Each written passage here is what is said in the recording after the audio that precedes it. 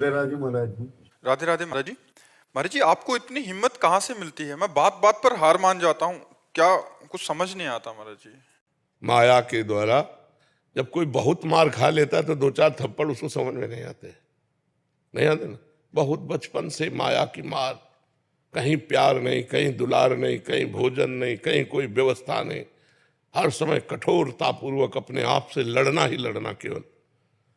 तो आज वो अभ्यास बन गया है। जैसे हमारे एक चाटा मारो यहाँ तो लग जाएगा, और पहलवान के मारो तो उसको कुछ फर्क नहीं पड़े, क्योंकि हजारों चाटे वहीं पा चुका है। वो कुश्ती सीखते समय हजारों चाटे यही पाया है, तो उसका अभ्यास बन गया है। तो हमारा अभ्यास बन गया दुख सहने का, हमारा अभ्यास बन गया दुख को सुख मानकर गले लगाने का।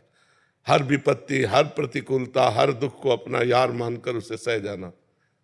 महाराज जी लगता है कोई साथ नहीं देते, किसके साथ रहे, कौन साथ देगा, कौन किसके साथ रहे। तो कोई नहीं, भगवान का साथ बनो।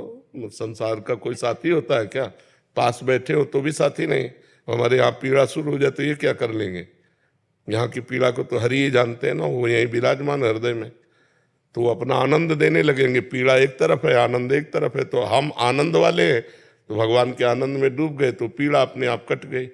पीड़ा का समय निकल गया, और जैसे बेहोश का इंजेक्शन लगा दो, फिर चीरा लगाओ तो दर्द नहीं होगा ना। ऐसे ही आनंद स्वरूप भगवान में जब चित्त है तो ये सब प्रपंच के दुख झेलते हुए आराम से पार हो जाते हैं। इसलिए कहते हैं अध्यात्म के बिना जीवन मृत जीवन, अध्यात्म के बिना मृत जीवन, मरा जीवन है।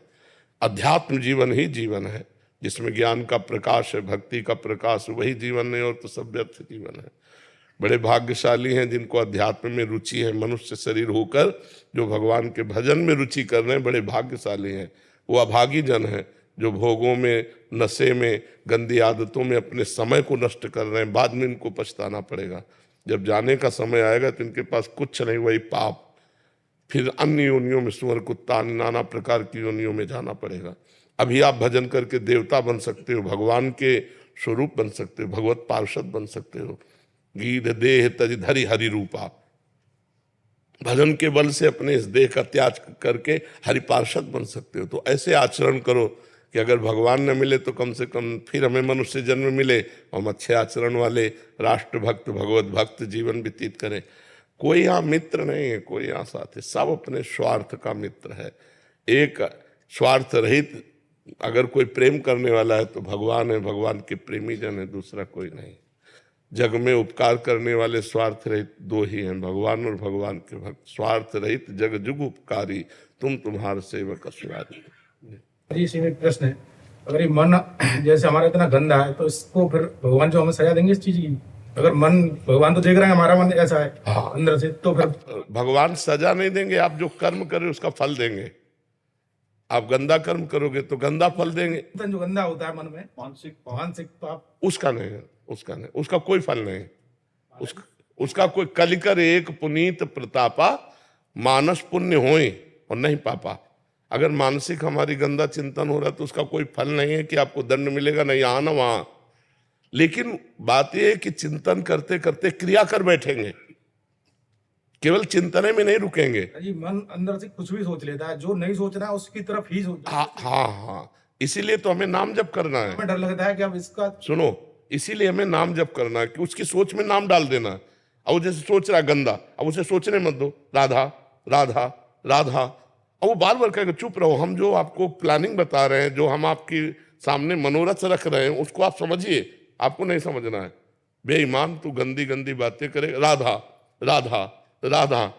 वो धीरे धीरे धीरे धीरे अपना प्रयास कम करता जाएगा और वो आपके अधीन होता जाएगा। इसीलिए कहते नाम जप करो। खाली मन शैतान का घर है, खाली छोड़ोगे पाप करेगा। कहे हनुमंत विपत्ति प्रभु सोई, जब तो सुमिरन भजन न होई। अगर भगवान का भजन सुमिरन नहीं हो रहा तो मन विपत्ति में फंसा देगा। कोई न कोई संकल्प, कोई न कोई विकल्प करके हमको भोगों की तरफ आकर्षित करेगा। तो जिस समय मन गंदी गंदी बातें पेश कर रहा हो, उस समय में नाम जप में लग जाना चाहिए।